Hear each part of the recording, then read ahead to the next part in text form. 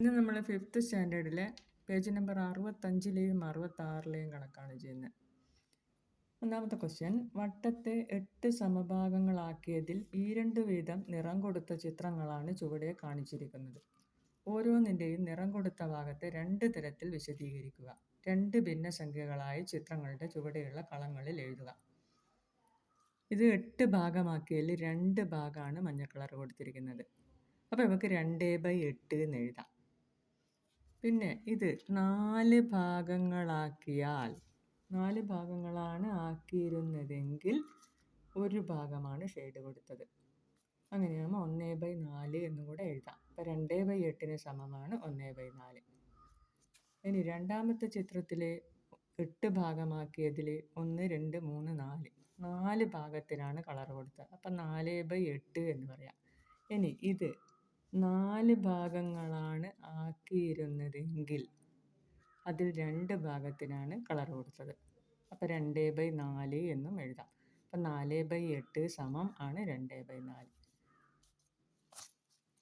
ഇതിൽ 8 ഭാഗമാക്കിയതിൽ 6 ഭാഗത്തിനാണ് yellow colour കൊടുത്തത്. അപ്പോൾ 6/8 എന്ന് എഴുതാം. ഇനി 4 ഭാഗമാക്കിയാൽ 3 ഭാഗത്തിനാണ് കളർ കൊടുത്തത്. അപ്പോൾ 3/4 എന്ന് എഴുതാം.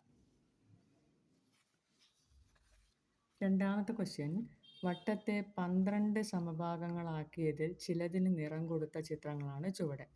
ഓരോന്നിൻ്റെയും നിറം കൊടുത്ത ഭാഗത്തെ 2 തരത്തിൽ വിശദീകരിക്കുക. 12 ഭാഗങ്ങളാക്കിയതിൽ 3 ഭാഗം കളർ കൊടുത്തിട്ടുണ്ട്. അപ്പോൾ 3/12 എന്ന് എഴുതാം. പിന്നെ ഇത് 4 ഭാഗങ്ങളാക്കിയതെങ്കിലോ 4 ഭാഗങ്ങളാക്കിയതെങ്കിൽ ഒരു ഭാഗത്തിനാണ് ഷെയ്ഡ് വരിക. അപ്പോൾ 1/4 എന്നും എഴുതാം.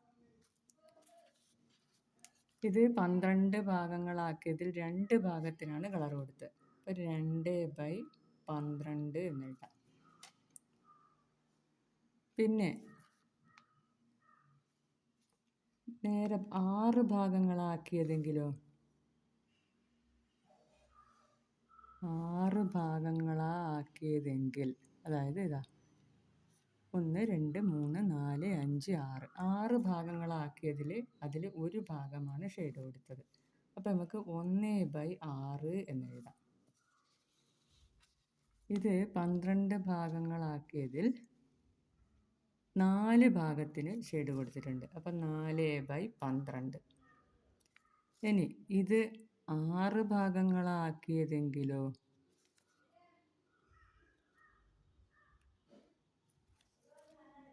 6 ഭാഗങ്ങളാക്കിയതെങ്കിൽ അതായത് 1, 2, 3, 4, 5, 6 6 ഭാഗങ്ങളാക്കിയാൽ 1, 2 2 ഭാഗത്തിനാണ് ഷെയ്ഡ് കൊടുത്തത്. അപ്പോൾ 2/6 എന്ന് എഴുതാം.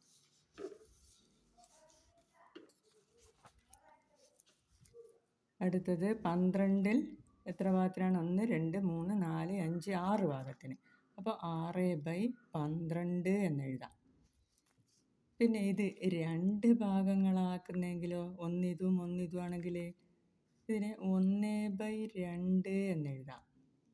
ഇനി 4 ഭാഗങ്ങളാക്കുന്നെങ്കിലോ 2/4 എന്ന് എഴുതാം.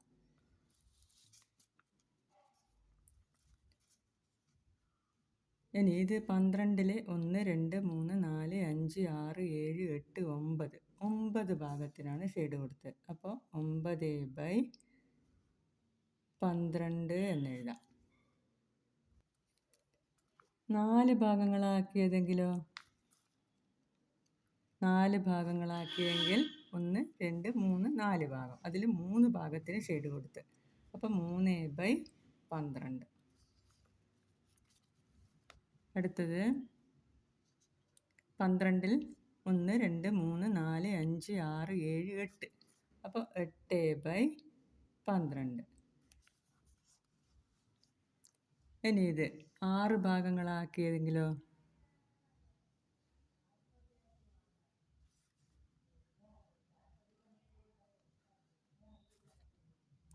6 ഭാഗങ്ങളാക്കിയതെങ്കിലോ 1, 2, 3, 4, 5, 6 ഭാഗങ്ങൾ അതിൽ 1, 2, 3, 4 4 ഭാഗങ്ങൾക്ക് ഷെയ്ഡ് കൊടുത്ത്. അപ്പം 4/12.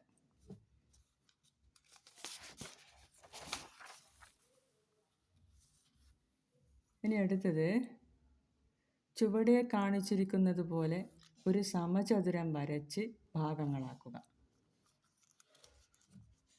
അപ്പോൾ സമചതുരം വരയ്ക്കുന്ന നമ്മൾ പഠിച്ചിട്ടുണ്ട്. മട്ട ഉപയോഗിച്ച് സമചതുരം വരയ്ക്കുക, എന്നിട്ട് ഭാഗങ്ങളാക്കുക. എന്നിട്ട് എന്താണ്, ചതുരത്തിൻ്റെ 1/8 ഭാഗത്തിന് ചുവപ്പ് നിറവും. അപ്പോൾ 1 2 3 4 5 6 7 8 അതിൽ 1/8 ഒരു ഭാഗം ഏത് കളറാണ്? ചുവപ്പ് കളറ്. അപ്പോൾ ഇവിടെ ചുവപ്പ്.